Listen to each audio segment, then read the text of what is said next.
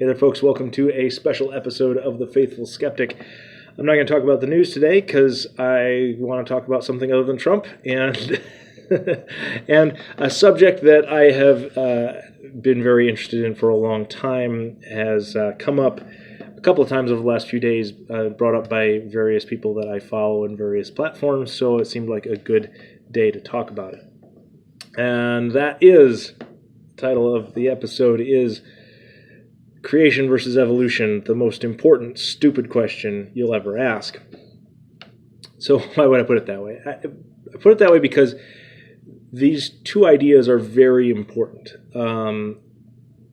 Creation as a theological foundation is very important. If you're building an ethical system, if you're building an understanding of being in terms of society and personal relationships, etc., the idea that the source of all being, the boundary condition of the universe, the thing that we all come from, is conscious, good, and that it imbued value into the very fabric of the universe. Those are very important ideas, and very, very powerful ideas, and it is the foundational idea of Western civilization and the morality that we follow. And if outcomes are any indication, it looks like we're a better approximation of the truth than anybody else that's ever existed. And then evolution as an actual scientific principle, the idea that by quasi-random variation and feedback mechanisms from the environment that cause different variations to propagate more or less rapidly, the ability of a system like that to produce and maintain very sophisticated order without sort of conscious intervention is a very powerful scientific idea. And it doesn't just apply to biology, it applies to economics, to sociology, to even to software engineering. So it's a very powerful idea, and so it's very important. But this is also a stupid question because when understood properly, as I just described, these two ideas don't occupy the same space, and they therefore can't really oppose each other because they're not the same sort of thing. So why does everybody think they oppose each other? And the main reason for that is because there is a religion that calls itself science, and most people don't know the difference.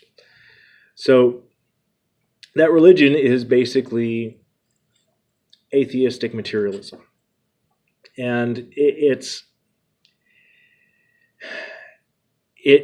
popular among scientists because, or at least not, actually, it's not popular among scientists.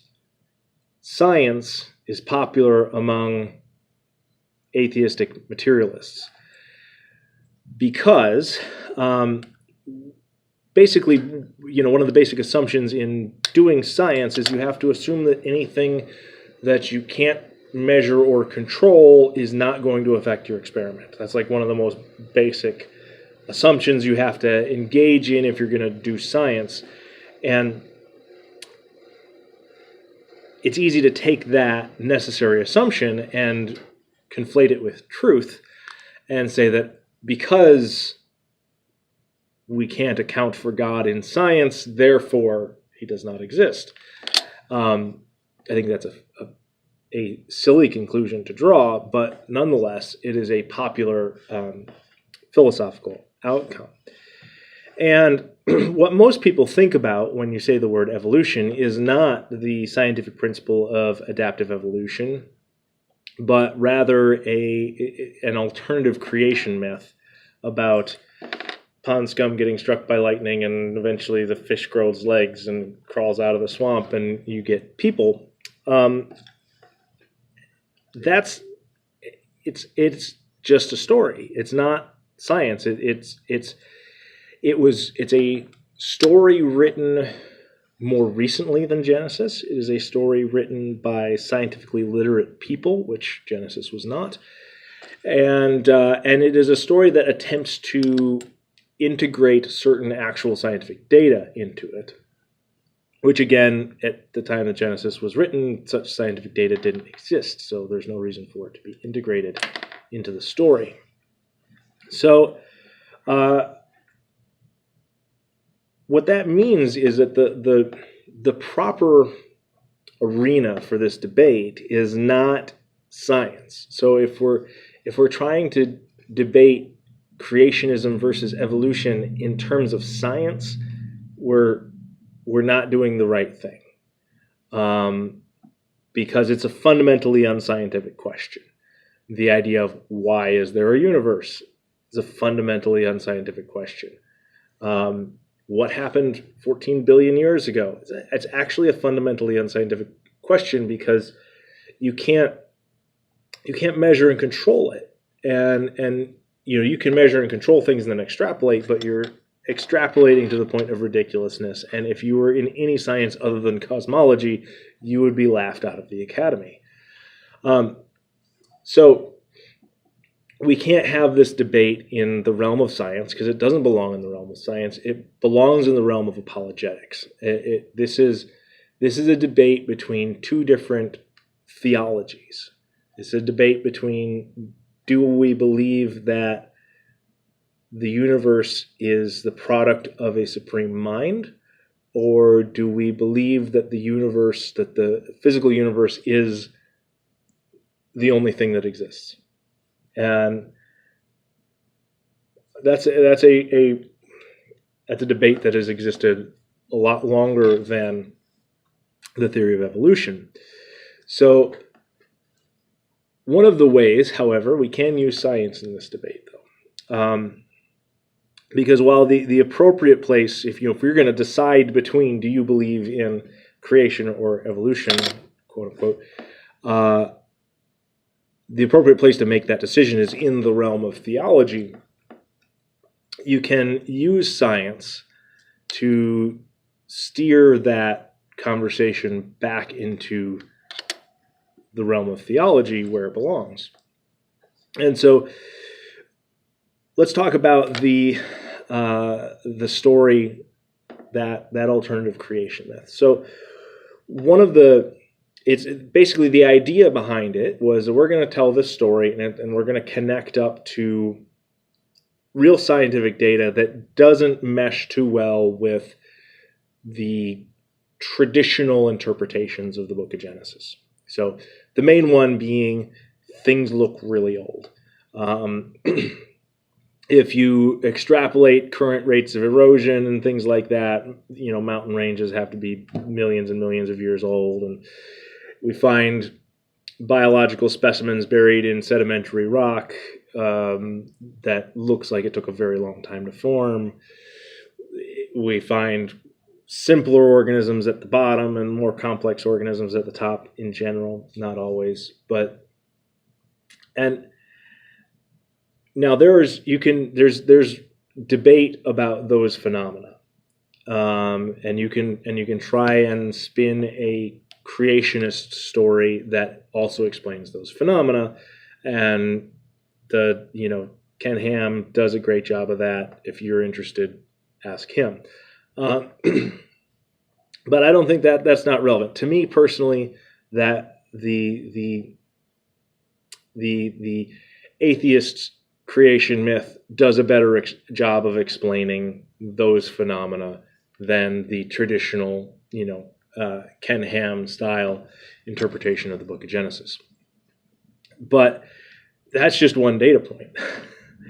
So the problem is that so in order to match the story up to that data point, we get this principle of adaptive evolution, very powerful, very true, very useful, and we add a little pinch of assumption to it. And we add the assumption that variation in organisms is quasi-random,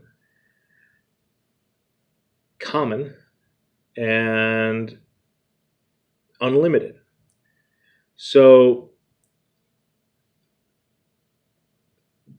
in Darwin's day, that was a pretty reasonable assumption. The other thing you have to assume is that you have life in the first place. And again, in Darwin's day, that seemed like a reasonable assumption.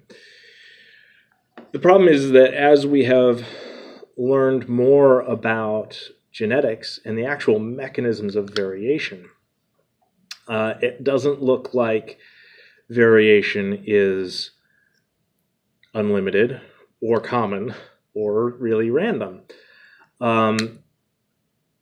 So basically, when you start looking at trying to create the information that's in genetic code, protein formulas, etc., by random chance, by randomly resequencing base pairs, you get into just mind-blowingly huge numbers. The simplest theoretical organism that biologists have postulated has a genetic code that's 250,000 base pairs long. The number of different ways you can sequence that chunk of DNA is 10 to the power of 150,000. To put that in perspective, if you take every subatomic particle in the universe, the known universe, estimated mass of the universe, times the total number of seconds from the Big Bang until now, you're not quite to 10 to the power of 100.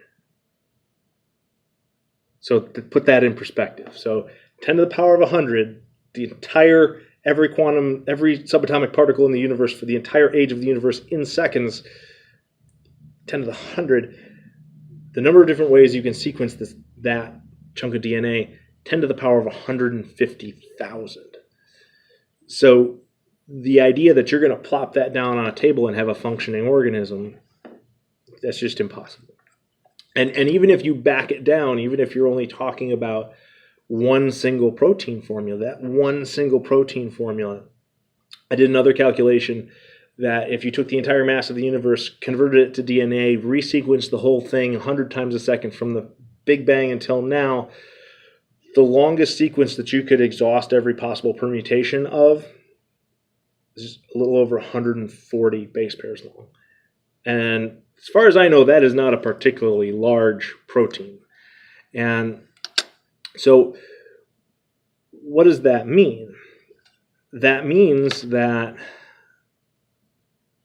the variation that is possible within a biological system is very limited, because the only things you can really change are you can make very tiny little tweaks to protein formulas, single base pair errors, make it fold a different way, or you can change things like the lengths of tandem repeats and things which will basically change the timing of the system.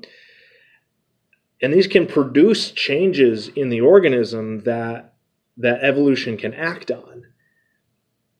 And it's so the organism can still adapt to a changing environment because it can change, but the changes that are available are very, very tightly constrained by the complexity of the genetic code, which to me actually that turned this thing that I used to look at it as, oh, that kind of explains away some of God's job. That closes one of those gaps that we use God to fill. I don't particularly ascribe to that line of thinking, and that's too much of a tangent. But so instead of this being a way to explain away through natural mechanistic phenomena something that had previously been attributed to God, what I see here is that actually this adds another layer of complexity to the thing that has to have been engineered. Because not only do you have to have this biological system engineered so that it functions, it also has to be engineered in such a way that it's variable within certain parameters that allow it to adapt to its environment. That's pretty big. And but so that's how, for me, evolution makes me believe in God even more. But you can use that scientific fact that, look, the genetic code is too complicated for variation to be unlimited. And we've got to, if you want to have a scientific basis for your story, you've got to come up with a way to produce variation beyond those simple errors that we observe. I put it one way to a professor in college and stumped him, and nobody has ever been able to answer it. And that was in response to Darwin's story about the evolution of the eye. So he gives this example of, you can break the eye down into relatively simple pieces. Each one is an advantage in and of itself, and so over time you can show a mechanism to select for half an eye. Okay, so there's a mechanism to select for half an eye, half a wing in an insect, etc. That's all been tested and it works, and that's great. So you can explain the evolution of those things. But where's the mechanism to select for half a gene? There isn't. And there is no so large-scale genetic changes have to plop down on the table all at once, because you can't build that gene a piece at a time, because it has to actually work and do something, or there's no mechanism to select for it, and it just gets lost in the noise. So you can use that scientific point to bring the debate of creation versus evolution back into the theological framework in which it belongs. The other point is, again, the first life, like I was saying, the